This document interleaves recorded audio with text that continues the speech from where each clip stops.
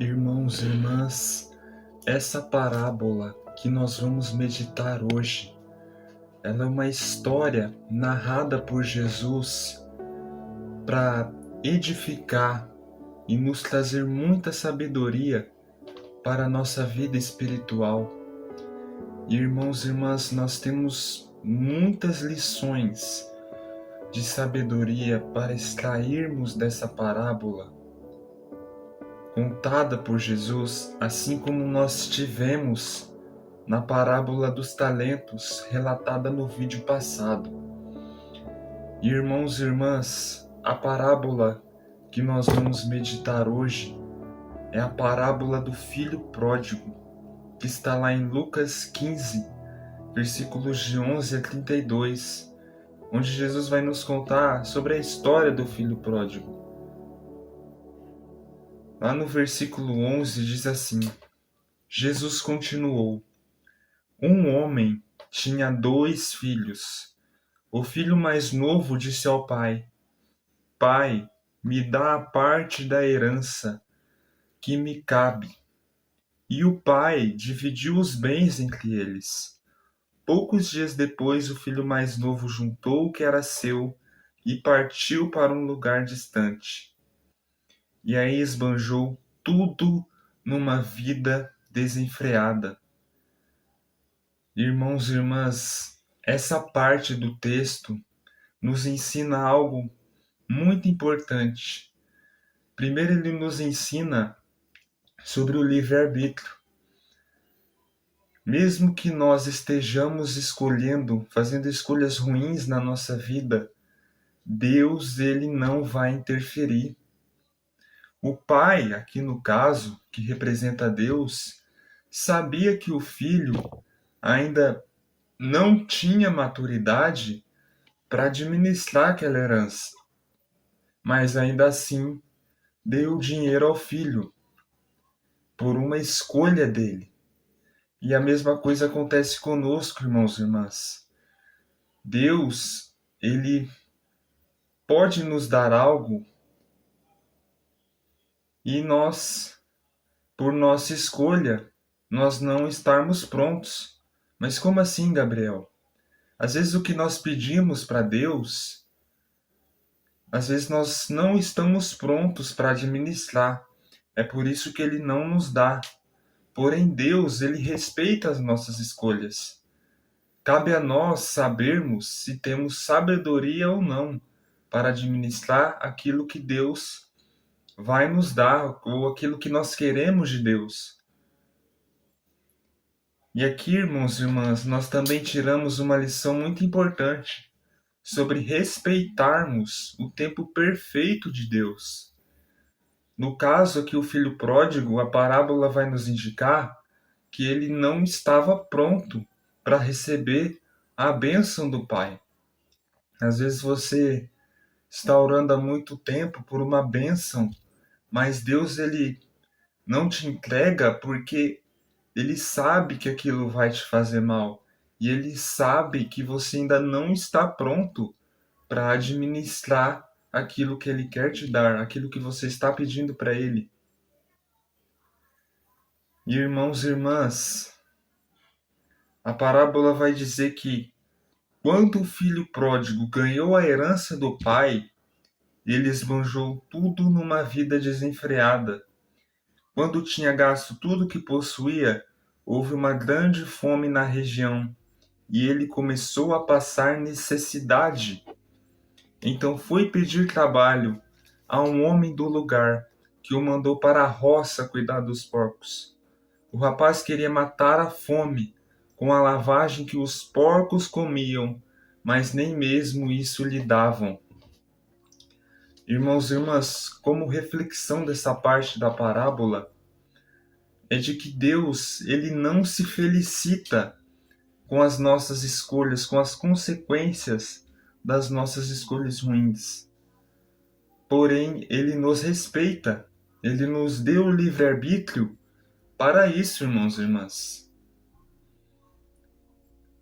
E quando nós recebemos algo da parte de Deus sem estarmos prontos, nós não saberemos administrar, e a bênção de Deus na nossa vida se torna uma maldição, como foi para esse filho pródigo.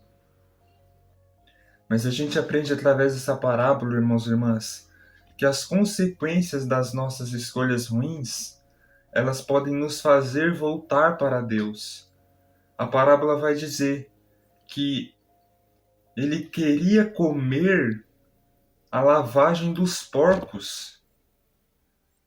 E Deus, irmãos e irmãs, pode nos deixar comer a lavagem dos porcos, para que isso nos faça voltar a Ele. Porque se não fosse isso aqui nessa parábola, o filho pródigo jamais teria voltado ao Pai. Você, às vezes, que tomou escolhas ruins na sua vida, se não fosse as consequências ruins dessa escolha, será mesmo que você teria voltado para Deus? Será que você, se tivesse vivendo consequências boas através das suas escolhas ruins, você teria mesmo voltado seu coração para Deus? É a mesma coisa que aconteceu aqui com esse filho pródigo. Nós podemos inferir através dessa parábola que ele voltou ao Pai por causa das consequências das escolhas ruins que ele teve.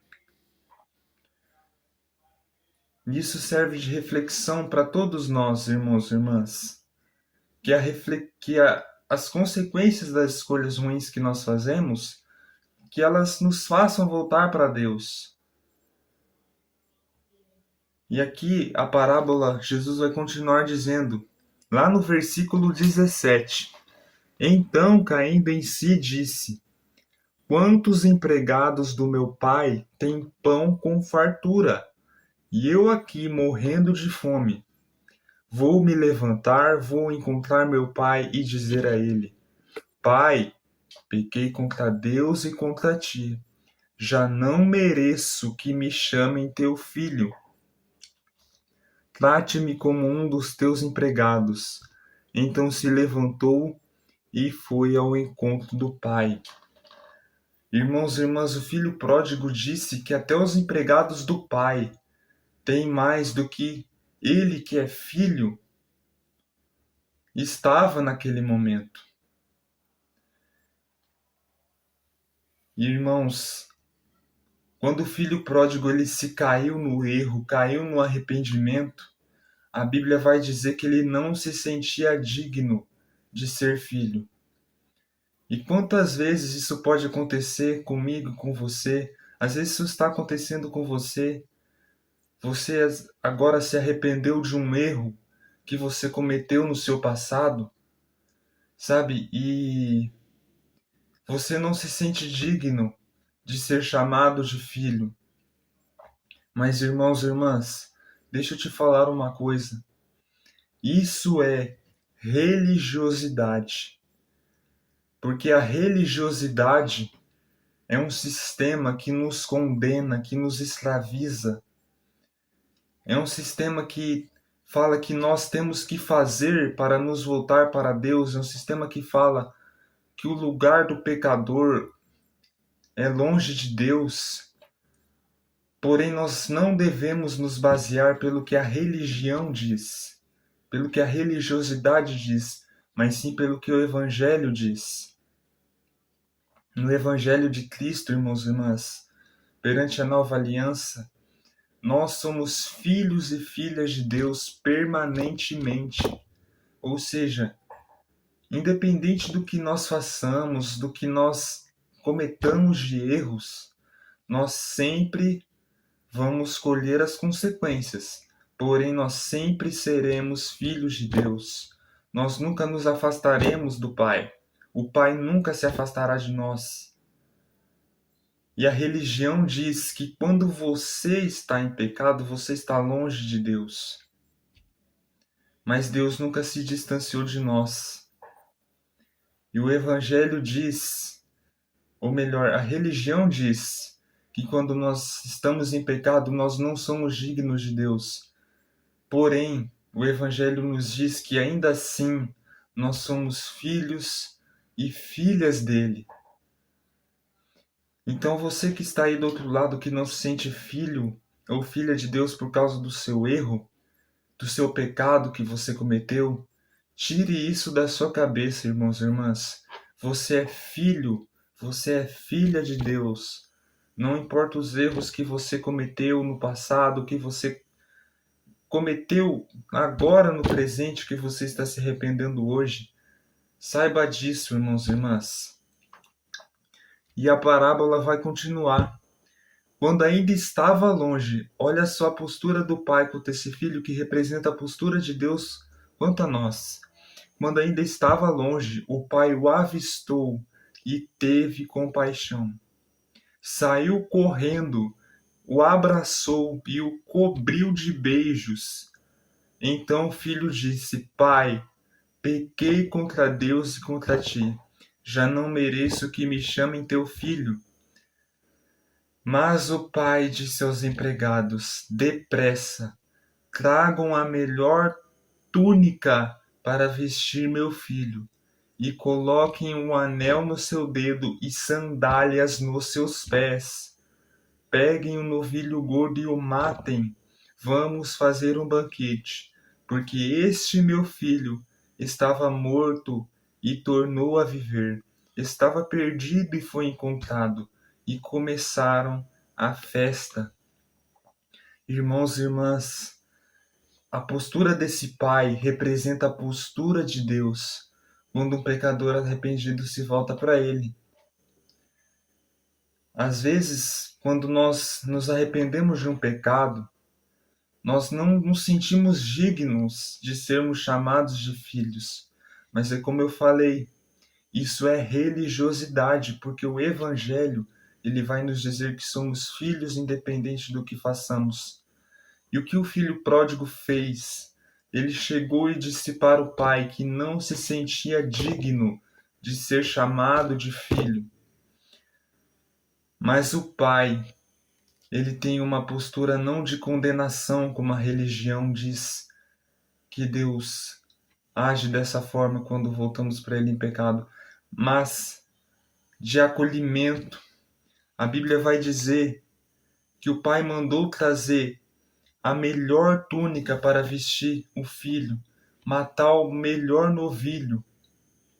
Isso acontece, irmãos e irmãs, porque o coração de Deus, que é nosso Pai, se enche de alegria quando um pecador arrependido se volta para Ele. É importante que você saiba, irmãos e irmãs, que quando você voltar de um pecado, Deus ele jamais vai te condenar. Pois Cristo foi condenado por todos os nossos pecados lá naquela cruz do Calvário. E o que a religião não quer que você saiba é disso, que não existe mais condenação para os seus pecados quando você se volta para Deus, quando você se arrepende. O lugar do pecador não é longe de Deus. O lugar do pecador é na presença de Deus. E presta atenção aqui, o filho pródigo, ele não teve que fazer nenhuma obra para se voltar ao Pai. Ele apenas se voltou. Sabe, às vezes você ainda está naquele dogma religioso que é necessário fazer obras para que Deus tenha compaixão, para que você se volte para Deus. Não, irmãos e irmãs. Simplesmente se volte para o Pai, porque Ele o receberá de braços abertos, assim como esse pai desse filho pródigo fez. E não se sinta indigno, irmãos e irmãs, de ser chamado de filho só porque você cometeu um pecado. Você é filho permanentemente. Amém, irmãos e irmãs? E tem um ponto que eu quero destacar sobre essa parábola, é que Deus, por mais que Ele seja um Pai amoroso, um Pai que nos ama, Ele não vai atrás de nós quando nós fazemos escolhas drasticamente erradas. Pelo contrário, irmãos e irmãs, Deus, por nos amar tanto, nos deu livre-arbítrio. E Ele quer, e Ele sabe, irmãos e irmãs, que não existe maior forma de sabedoria a não ser aprendermos com as consequências dos nossos erros. No caso, o pai do filho pródigo queria que o filho aprendesse com as consequências do erro dele. Por isso que ele não foi atrás. A mesma coisa Deus faz conosco. Deus espera, irmãos e irmãs, não vai atrás. Deus espera que nos arrependamos e que nos voltemos para Ele. Ele não nos força a termos comunhão com Ele, a lermos a Bíblia todos os dias, a estarmos próximo a Ele todos os dias. Mas Ele espera, irmãos e irmãs, e como Pai amoroso, Ele espera pacientemente. Amém? E que você, através dessa palavra, possa se arrepender de um erro que você tem cometido e simplesmente se volte para o Senhor. Fale em oração ao Senhor que você está arrependido, sabe? De coração aberto, e Ele vai te acolher de braços abertos. Irmãos e irmãs, a parábola vai continuar. O filho mais velho estava na roça. Ao voltar, já perto de casa, ouviu música e barulho de dança. Então chamou um dos criados e perguntou o que estava acontecendo. O criado respondeu: é seu irmão que voltou. E seu pai, porque o recuperou são e salvo, matou o novilho gordo. Então o irmão ficou com raiva e não queria entrar. O pai, saindo, insistia com ele, mas ele respondeu ao pai: eu te sirvo há tantos anos, jamais desobedeci a qualquer uma ordem sua, e nunca me deste um cabrito para festejar com meus amigos. Quando chegou esse teu filho, que devorou teus bens com a prostituta, matas o novilho gordo. Então o pai lhe disse: filho, você está sempre comigo, e tudo o que é meu é seu. Mas era preciso festejar e nos alegrar, porque esse seu irmão estava morto e tornou a viver. Estava perdido e foi encontrado. Irmãos e irmãs, muitas pessoas, inclusive aquelas que vivem dentro de prédios físicos, de igrejas físicas, elas não vão aceitar a sua volta para Deus. Elas não vão aceitar isso. Sabe, tem pessoas que vão ser incapazes de aceitar o seu testemunho de vida, o seu testemunho de retorno para Deus. Assim como foi esse filho mais velho com esse irmão. Porém, o pai vai dizer: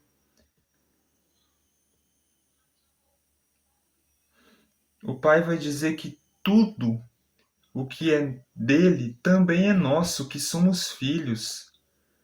Ou seja, tudo que pertence a Deus também pertence a nós.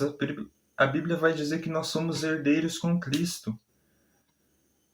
E irmãos e irmãs, que essa palavra ela possa ter tocado no seu coração. E se você conhece alguém que necessita ouvir dessa palavra, compartilhe esse vídeo, deixe seu like e que mais pessoas venham saber dessa palavra. Amém? Você é um abençoado por Jesus.